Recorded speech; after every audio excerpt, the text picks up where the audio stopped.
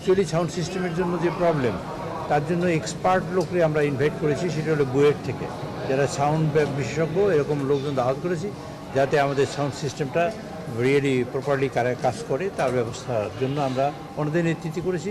দুটো জিনিস দেখবো, এখানে একটা সিকিউরিটির আসপেক্ট আছে, যাতে সাপোর্টেজ হয়েছে কিনা, আর হলো রিয়েল সাউন্ড সিস্টেমের প্রবলেমটা কি, তার রিজলভ করার পদ্ধতি কি, সেটা হেডফোন নিয়ে অভিযোগ করেছিল, এটা আপনাদের হেডফোনের ব্যাপারটা তো সকলেরই অভিযোগ, আমার নিজের অভিযোগ। এত বড় একটা ঢাউস হেডফোন মাথায় দিয়ে পার্লামেন্ট শোনা যায় না, মাথা গরম হয়ে যায়, কাজ গরম হয়ে যায়, অসুবিধা। এটা চেঞ্জ হবে ইনশাআল্লাহ। এটাতে মানে একটা অনেক সময় পাওয়া গেছে এই 5 আগস্টের পরে, আসলে তারপরেও কেন এই ধরনের বিভ্রান্তি হলো, বা এটা কি কোনো পরিকল্পিত? 5 আগস্টের পরে আপনারা জানেন দেশে একটা মানে আবহাওয়া তৈরি করা হয়েছিল, যে নির্বাচনই হবে না। তারপর আবহাওয়া তৈরি করেছিল এইরকম হবে সেরকম হবে, যেদিন নির্বাচন হবে সেদিনও আমাকে জিজ্ঞেস করে নির্বাচন কি ফাইনালি টিকবে। আমি বললাম যে দেখা যাক, দেখি, আল্লাহ রাব্বুল আলামিনই জানে এই ব্যাপারে, গায়েবের মালিক তো আল্লাহ রাব্বুল আলামিন, আমরা বলতে পারবো না, তবে চেষ্টা করবো যাতে এটা টিকে।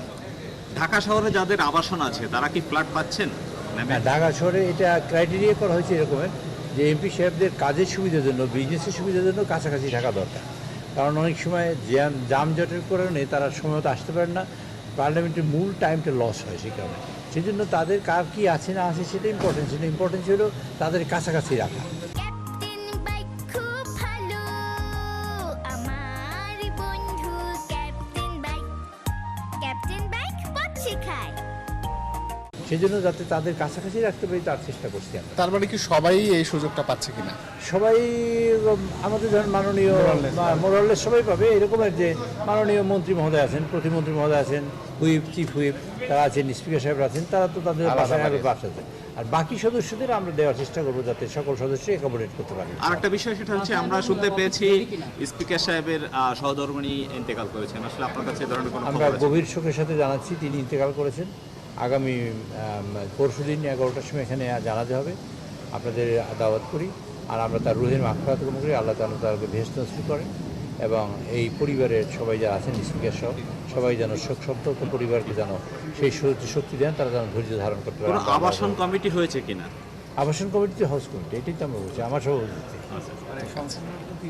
ছবি।